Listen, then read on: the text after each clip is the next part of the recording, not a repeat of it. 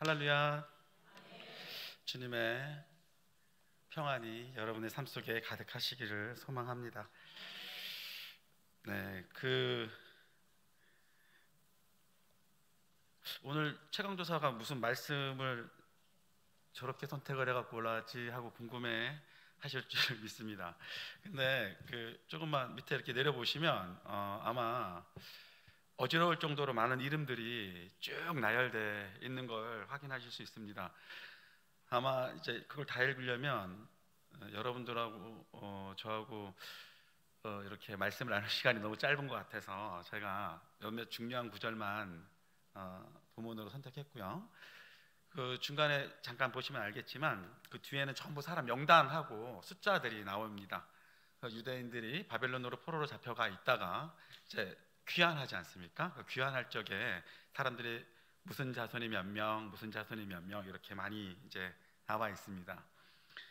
그러다 보니까 그 이름들을 전부 다 나열하면 날도 더운데 어지러울 것 같아서요. 제가 몇 절만 이렇게 뽑아봤습니다.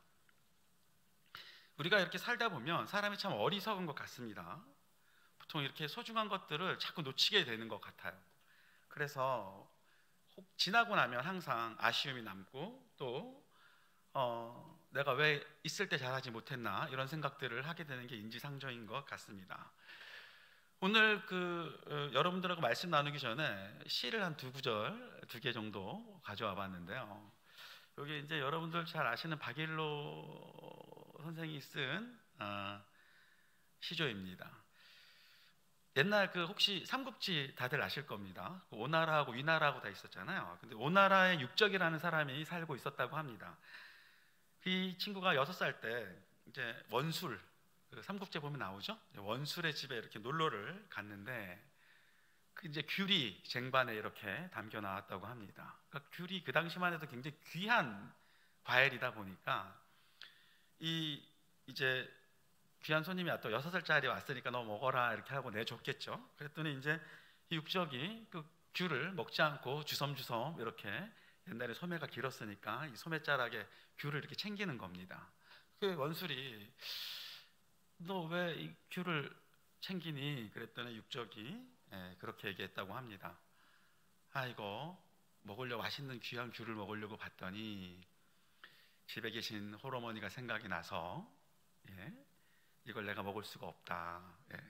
그래서 이제 그 귤을 싸갖고 갔다는 고사를 가지고 오늘 이 박일로가 이 시를 쓴 겁니다.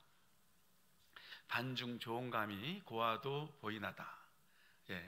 소반에 아주 탐스럽게 이 홍시가 이렇게 남았나 봅니다. 유자가 아니라도 품은직도 하다마는 유자는 귤이죠. 귤이 아니더라도 그러니까 육적 고사를 얘기하고 있는 겁니다.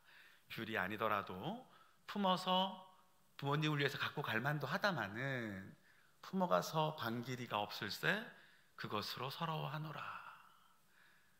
부모님을 생각해서 이제 부모님 생각이 나는 거죠. 반 위에 소반 이렇게 풍성하게 나온 이 홍시를 보니까 부모님 생각이 나는데 부모님이 이제 챙길 부모님이 더 이상 계시지 않는 겁니다.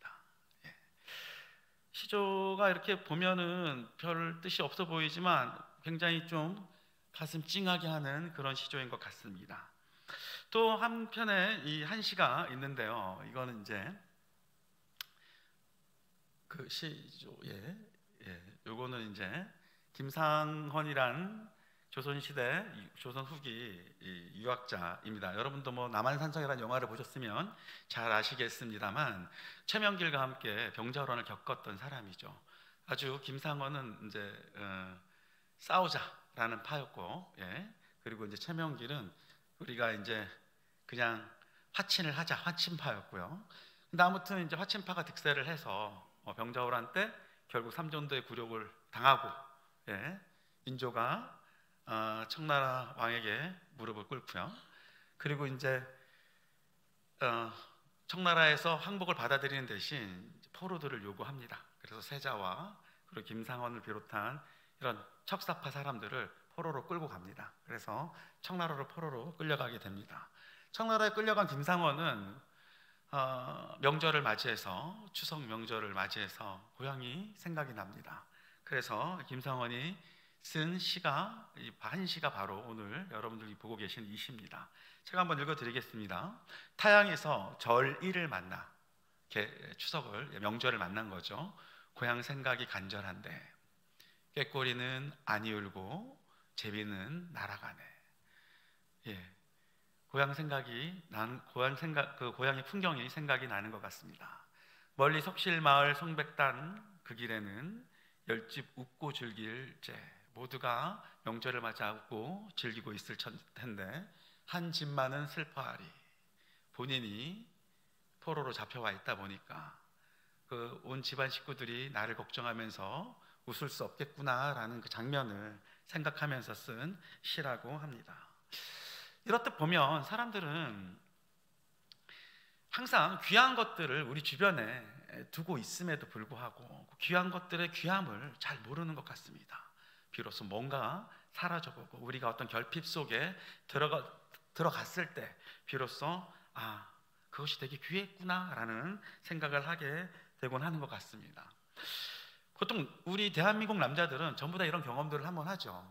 오늘 어디서 하게 되냐 하면 눈물 속 콧물 속 다 빼경합니다. 이 장면들을 보면 보통 이제 군대를 대부분 다 가시는데 그 이제 훈련소에 가게 되면 마지막 유격을 하고 나서 열심히 막 이제 피곤하게 막 굴립니다. 그러고 나면 이제 막 지쳐서 막 훈련 때문에 막 피곤하고 그럴 적에 훈련병들을 이렇게 다 모읍니다. 모아서 다 같이 어버이의 은혜를 부르게 합니다. 그러면 이제 아마 남자들이 그렇게 대성통곡을 하는 장면은 그때가 아마 유일하지 않을까 합니다. 모든 남성들이 다 눈물과 콧물을 줄줄 짜면서 대성통곡을 하면서 어머니를 그리워하고 고향을 그리워하곤 합니다. 인간이 그런 것 같습니다. 보면 늘 소중한 것들이 옆에 있음에도 불구하고 자꾸 더 소중한 것들을 찾게 되고 이것 말고 더 뭐가 없을까라고 찾게 되는 게 그게 인간의 어리석음이 아닐까 합니다. 근데 오늘 보면 이런 모습이 동서고금을 막론하고 우리의 모습뿐만이 아니라 모두의 모습이라는 것이 잘 드러나는 게 성경에도 이런 장면들이 많이 나오고 있죠. 특히 오늘 이렇게 우리가 살펴보고 있는 그 하나님의 백성이라고 하는 유대인들도 그런 우리가 가지고 있는 일반적인 이 인간의 모습에서 크게 벗어나지 않는 것 같습니다. 이스라엘 민족은 가뭄을 피해 애굽으로 내려가죠. 그리고 그곳에서 가뭄을 피했지만 그냥 그곳에 눌러 살게 됩니다. 그러면서 점점 새가 줄고 430년 동안을 애굽의 노예로 살게 됩니다. 하나님께서는 자신의 백성이 그렇게 고난 속에 있는 것들을 원치 않으셨습니다. 그래서 모세를 보내주시죠. 그리고 그들을 430년이라는 긴 노예의 생활 속에서 청산시켜 주십니다. 그리고 그들을 광야로 이끌어내고 40년 동안 광야에서 하나님의 말씀 가운데 계명 지키는 그런 훈련들을 시키시죠. 그리고 그 과정 속에서 이스라엘 민족은 단 한순간도 하나님의 도움 없이는 살 수 없다는 것을 알게 됩니다. 그 광야 속에서 그 더위와 또 해가 지면 그 추위와 먹을 것이 하나 없는 그곳에서 하나님께서는 구름 기둥으로 그리고 또 만나와 또 메추라기로 또 불기둥으로 그들을 인도해내시고 그들의 생명을 건져내십니다. 그들은 그곳에서 하나님의 위대함을 경험합니다. 단 한순간도 하나님이 없이는 우리가 살 수 없다는 것을 그들은 온몸으로 체험합니다. 그리고 하나님께서는 그들에게 이제 너희가 이전의 삶의 애굽의 파라오의 명령 가운데 살았더라면 이제는 나의 명령 안에 나의 말씀 안에 거하며 살라고 말씀을 하십니다. 그리고 이스라엘 민족에게 십계명을 내리시죠. 레위기 26장을 보면 14절부터 15절까지 말씀을 보면 하나님께서 이렇게 명령하십니다. 제가 읽어드리겠습니다. 그러나 너희가 내게 청종하지 아니하여 이 모든 명령을 준행하지 아니하면 내 규례를 멸시하며 마음에 내 법도를 싫어하여 내 모든 계명을 준행하지 아니하며 내 언약을 배반할진대, 이렇게 말씀을 하십니다. 그리고 나의 계명 안에 살기를 하나님께서 독려하시죠. 그리고 나서 16절부터 이렇게 말씀하십니다. 내가 이같이 너희에게 행하리니 곧 내가 너희에게 놀라운 재앙을 내려 폐병과 열병으로 눈이 어둡고 생명이 쇠약하게 할 것이요 너희가 파종한 것은 헛되리니 너희의 대적이 그것을 먹을 것이며, 이렇게 한번 경고를 하십니다. 그리고 20절에 또 경고를 하십니다. 너희의 수고가 헛될지라 땅은 그 산물을 내지 아니하고 땅의 나무는 그 열매를 맺지 아니하리라. 이렇게 두 번째 또 경고를 하십니다. 25절에 또 경고를 하십니다. 내가 칼을 너희에게 가져다가 언약을 어긴 원수를 갚을 것이며 너희가 성읍에서 모일지라도 너희 중에 연병을 보내고 너희를 대적의 손에 넘길 것이며. 여기서 경고가 끝나지 않습니다. 33절에 또 경고하십니다. 내가 너희를 여러 민족 중에 흩을 것이요 내가 칼을 빼어 너희를 따르게 하리니 너희의 땅이 황무하며 너희의 성읍이 황폐하리라.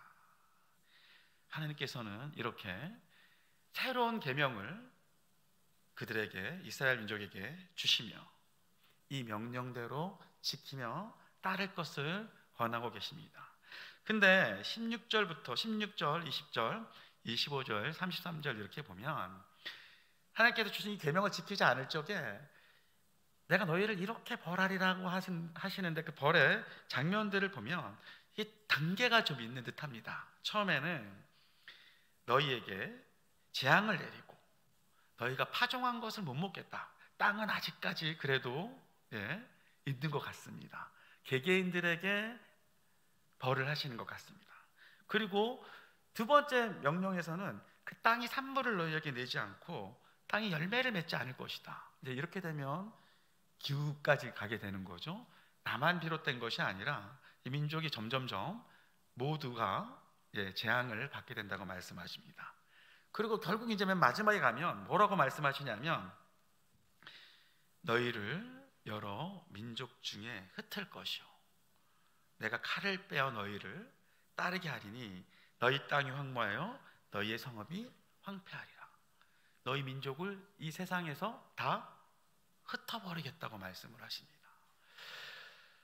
말씀을 이렇게 딱 보고 나면 하나님께서 되게 무서운 지금 징벌을 우리에게 내리시는구나. 하나님 하신 계명을 따르지 않으면, 이렇게 이제 말씀하시는 것 같지만 다른 한편으로 생각해 보면 이렇습니다. 하나님께서 총 이렇게 4번에 걸쳐서 말씀을 하시거든요. 경고를 하시는데 그 말씀은 내가 3번까지 참아줄게. 그래 내가 3번까지는 참아주는데 4번째는 진짜 못 참는다. 너희 민족을 다 흩어버릴 거야 라고 말씀을 하십니다. 근데 결국 이 이스라엘 민족이 어떻게 됐습니까? 이스라엘 민족이 결국은 하나님의 형벌 가운데 거하게 되고 모래처럼 흩어져 버립니다.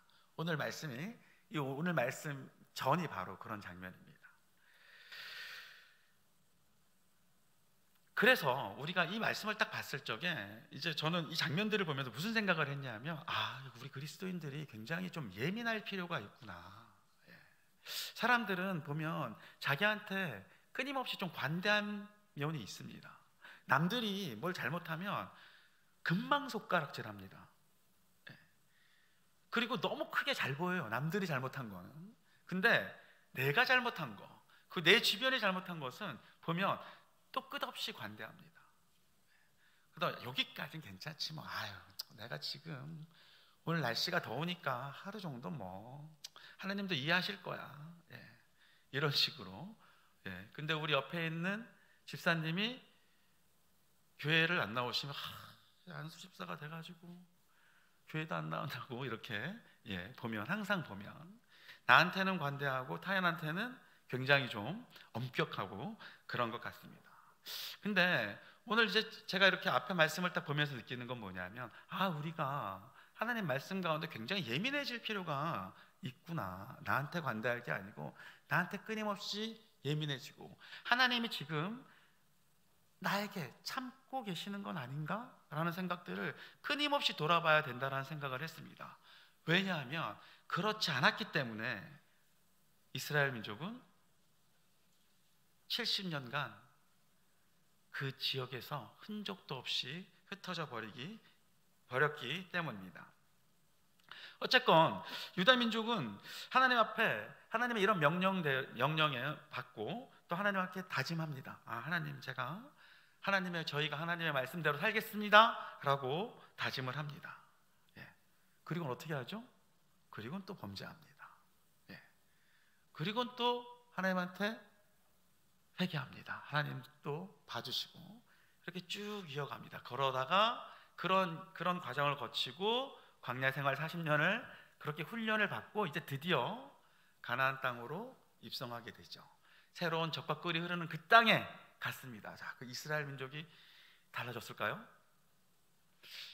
우리는 다 알고 있지만 이스라엘 민족은 그 광야에서의 그 버릇을 고치지 못합니다. 끊임없이 하나님 앞에 범죄하고 하나님의 징벌을 받고 또 하나님 앞에 회개하고, 이런 과정들을 반복합니다. 그리고 문제가 커지면 하나님께서는 몇몇 사사를 보냅니다. 우리가 알고 있는 은니엘, 드보라, 기드온, 삼손, 모두가 하나님께서 그 이스라엘 민족의 문제를 해결하라고 보내주신 사사들이죠. 근데 이렇게 몇 번의 과정들을 겪으면 이제 이스라엘 민족이 정신을 차릴 만도 합니다. 하나님 앞에 자신의 신앙을 가지고 예민하게 굴만도 합니다. 하지만 그런데 이스라엘 민족은 그러질 않습니다. 그러고 하나님 앞에 이렇게 말씀을 하죠. 우리에게 왕을 주시옵소서. 이스라엘 민족을 지금까지 이끌어온 분은 오직 한 분, 하나님이십니다. 광야의 40년 세월을 살게 하신 이도 하나님 한 분이시고, 젖과 꿀이 흐르는 그 땅으로 인도하신 분도 하나님이시고, 이스라엘 민족은 수많은 이적들을 통해 하나님을 경험했음에도 불구하고 이들은 자신들을 대표할, 우리를 고난 속에서 극복하게 해줄 왕을 구합니다. 사무엘상 8장 18절부터 19절 보면 이렇게 나옵니다. 다 같이 한번 읽어볼까요? 시작. 그날에 너희는 너희가 택한 왕으로 말미암아 부르짖되 그날에 여호와께서 너희에게 응답하지 아니하시리라 하니, 백성이 사무엘의 말 듣기를 거절하여 이르되 아니로소이다. 우리도 우리 왕이 있어야 하리니. 참 놀라운 일입니다. 사무엘이 얘기합니다. 너희가 왜 왕이 필요하냐? 너희를 이끄신 하나님을 앞에 두고 왜 너희에게 왕이 필요하냐? 라고 말씀합니다. 근데 이스라엘 백성 어떻게 합니까? 아닙니다. 우리에겐 왕이 필요합니다. 우리가 고난에 처할 때 우리를 이끌어줄 우리의 리더가 필요합니다 라고 얘기하고 있는 것입니다. 결국 왕은 세워지죠. 그런데 왕은 이들이 가지고 있는 이 원초적 불안감에서 해방시켜 줄 수 있을까요?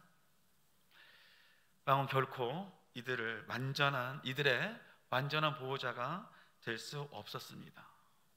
수많은 왕들이 하나님 앞에 세워졌지만 그들은 끊임없이 하나님 앞에 범죄하였고 자신의 백성들을 잘못된 곳으로 인도합니다.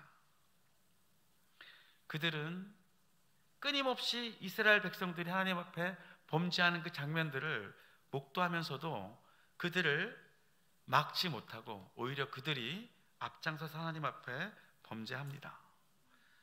그 결과 어떻게 됐습니까? 솔로몬 이후 여로보암의 북이스라엘과 르호보암의 남유다로 나누어지고 같은 민족끼리 끊없이 반목하게 됩니다. 그리고 그들은 그 반목 속에서 하나님께 계속 범죄하는 삶을 살게 됩니다. 이 모습을 보고 하나님께서는 그들에게 예언하십니다. 너희들을 이 지도상에서 흔적도 없이 사라지게 합니다. 예레미야 25장 8절부터 14절까지 말씀입니다. 제가 기니까 읽어드리겠습니다. 그러므로 만군의 여호와께서 이와 같이 말씀하시니라. 너희가 내 말을 듣지 아니하였느니라. 보라, 내가 북쪽 모든 종족과 내 종 바벨론의 왕 느부갓네살을 불러다가 이 땅과 그 주민과 사방 모든 나라를 쳐서 진멸하여 그들을 놀램과 비웃음거리가 되게 하며 땅으로 영원한 표가 되게 할 것이라. 여호와의 말씀이니라. 내가 그들 중에서 기뻐하는 소리와 즐거워하는 소리와 신랑의 소리와 신부의 소리와 맷돌 소리와 등불빛이 끊어지게 하리니 이 모든 땅이 폐허가 되어 놀랄 일이 될 것이며 이 민족들은 70년 동안 바벨론의 왕을 섬기리라. 여호와의 말씀이니라. 70년이 끝나면 내가 바벨론의 왕과 그의 나라와 갈대인의 땅을 그 죄악으로 말미암아 벌하여 영원히 폐허가 되게 하되 내가 그 땅을 향하여 선언한 바 곧 예레미야가 모든 민족을 향하여 예언하고 이 책에 기록한 나의 모든 말을 그 땅에 임하게 하리라. 그리하여 여러 민족과 큰 왕들이 그들로 자기들을 섬기게 할 것이나 나는 그들의 행위와 그들의 손이 행한 대로 갚으리라. 하나님을 택하지 않고 왕을 택했던 이들은 하나님의 경고대로 뿔뿔이 흩어지게 됩니다. 그리고 이곳에서 그들은 깊은 참회의 시간을 보내게 됩니다. 그리고 그 참된 안식이었던 그 평안했던 날을 회상했겠죠. 낯선 땅에서 낯선 왕을 섬기며 그들의 자신들의 지난 영광을 돌아보았을 것입니다. 다윗의 영광과 솔몬의 영광, 따뜻했던 고향의 햇살과 그 포근한 고향의 흙냄새를 그리워했을 것입니다. 넘치는 요단강의 풍요로운 물줄기를 회상했을 것이며 하나님의 성전에서 나는 그 고귀하고 아름다운 찬양 소리를 기억했을 것입니다. 수많은 위험의 순간에서 그들을 구원하신 하나님의 그 영광을 회상하고 후회했을 것입니다. 그리고 그들이 선택한 삶이 얼마나 어리석은 삶이었는지를 뼈저리게 돌이켜보고 후회했을 것입니다. 그리고 그들이 자신들을 위해 세워달라고 요청하고 그 왕이 그들에게 아무런 도움이 되지 않았음을 깨달았을 것입니다. 그렇습니다. 하나님은 이 70년 동안 이스라엘 민족에게 너희가 얼마나 소중한 것들을 속에서 살고 있었는지를, 얼마나 귀한 하나님의 사랑 안에 살고 있었는지를 깨닫게 하신 것입니다. 그리고 그들의 후회와 탄식이 이제 하나님께 연락됩니다. 그리고 사랑이신 하나님께서는 그들을 다시 구원하시기로 마음을 먹습니다.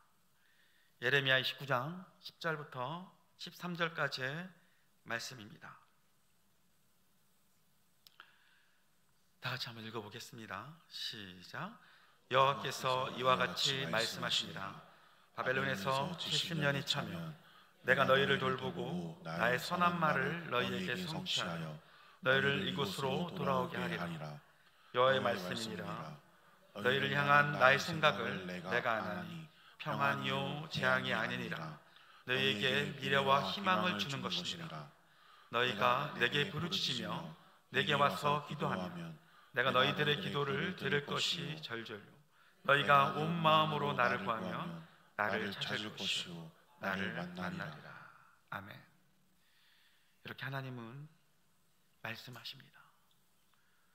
하나님은 이 바보스러운 이스라엘 민족, 자신의 민족들을 바라보며 훈계만 하시고 징벌만 하시는 것이 아니라 이들을 다시 하나님의 평안 안으로 끌어안습니다. 우리 하나님은 관대하시며 우리의 허물을 벌하시지만 결코 우리를 버리지 않으시는 분입니다. 하나님이 약속대로 그의 백성들을 부르십니다. 그리고 이 백성들은 드디어 꿈에 그리던 자신의 고향 땅으로 돌아오게 됩니다. 그게 오늘 여러분과 함께 읽었던 부분입니다. 근데 이 본문 말씀이 되게 좀 특이합니다. 보면 뒤에 쭉 이제 사람들의 이름이 나오는데요. 보통은 이제 이런 명단들이 나오면 왕과 제사장과 선지자들처럼 그 사회에 가장 귀한 귀족들부터 이름이 나오기 시작하죠.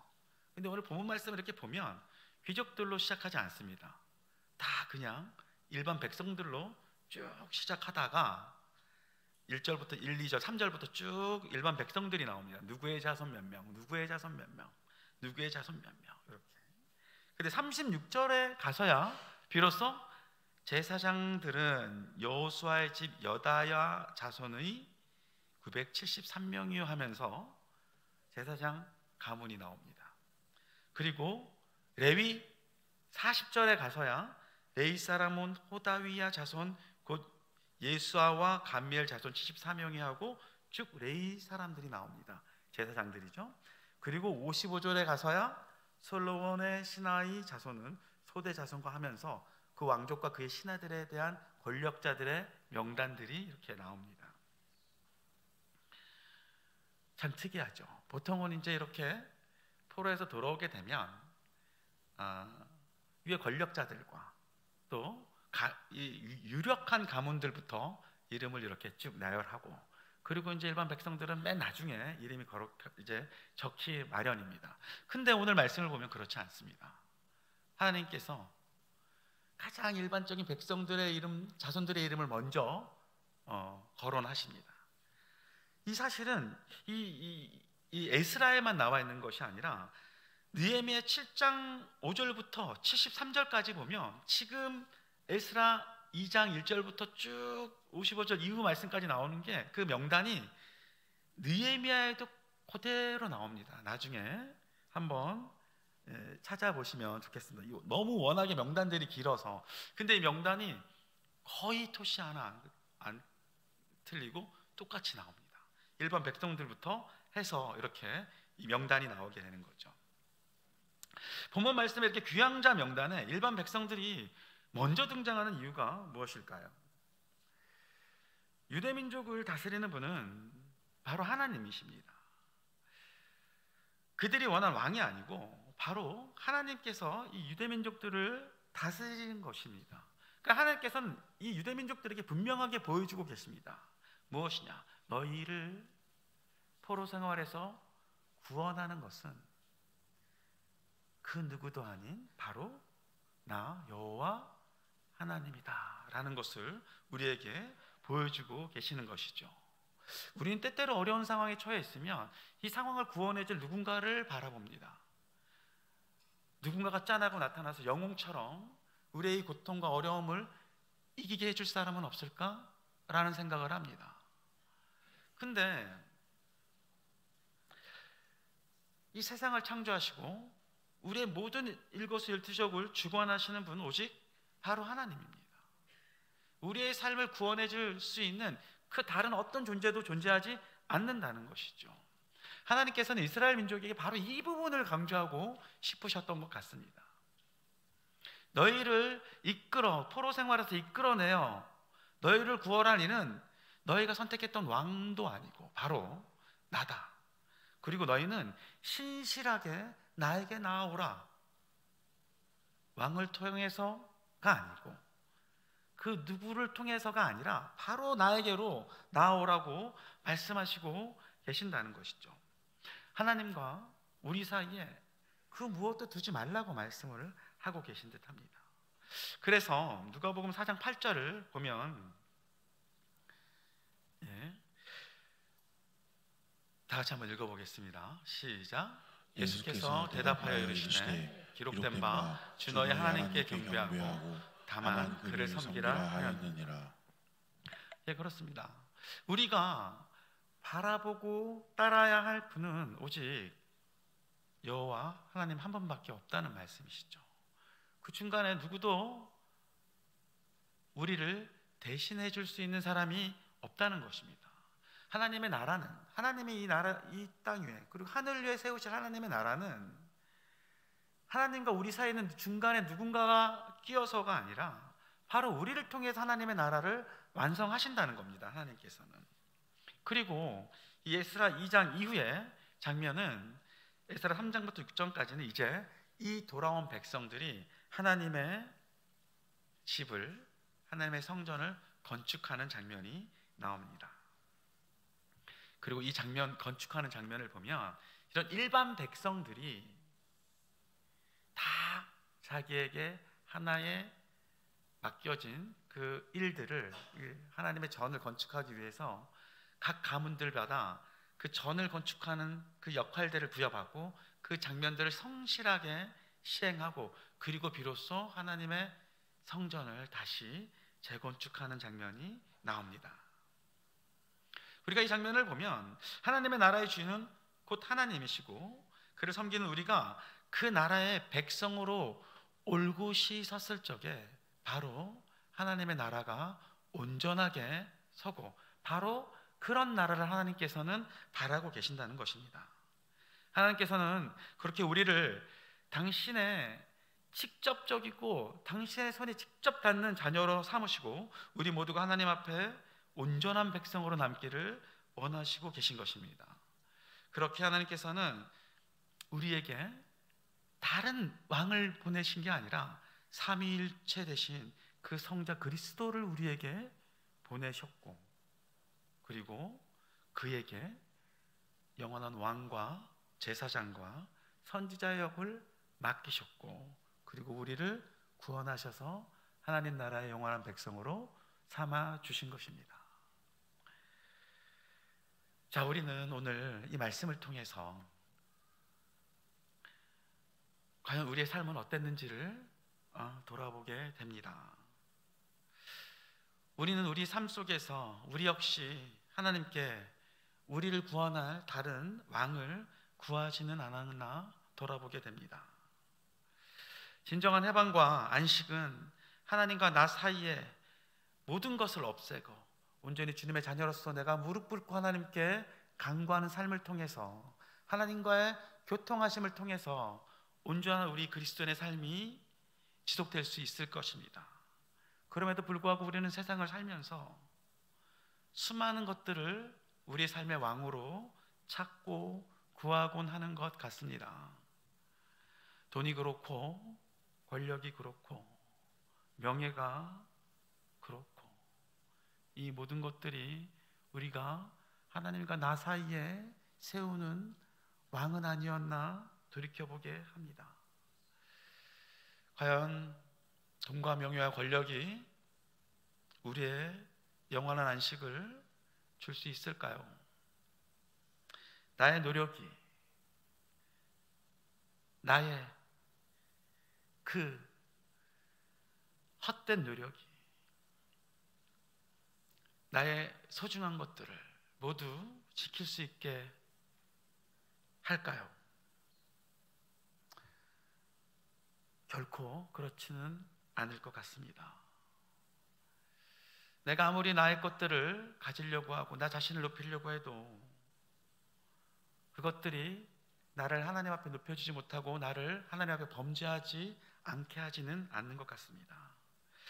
내가 높아져도 그 높아짐이 있었던 것은 나만의 노력이 아닐 것입니다. 하나님께서 우리를 들어 쓰셨기 때문에 우리가 높아진 것일 것이고, 내가 나에게 주어진 권력과 명예가 있었더라면 이거 역시 하나님께서 우리를 그렇게 들어 쓰시기 원하셨기 때문에 우리에게 주어진 것일 것입니다.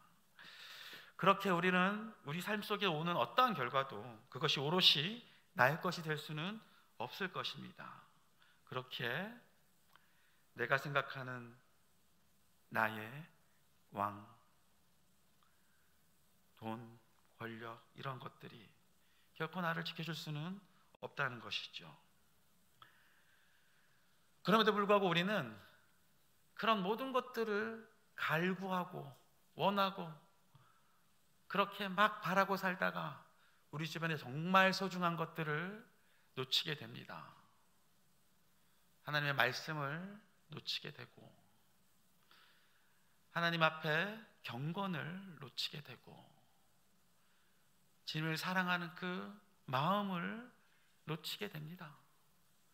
그리고 깊은 고난 속에서 주님께서 주셨던 그 귀한 평안과 안식을 돌아보며 후회하곤 하죠.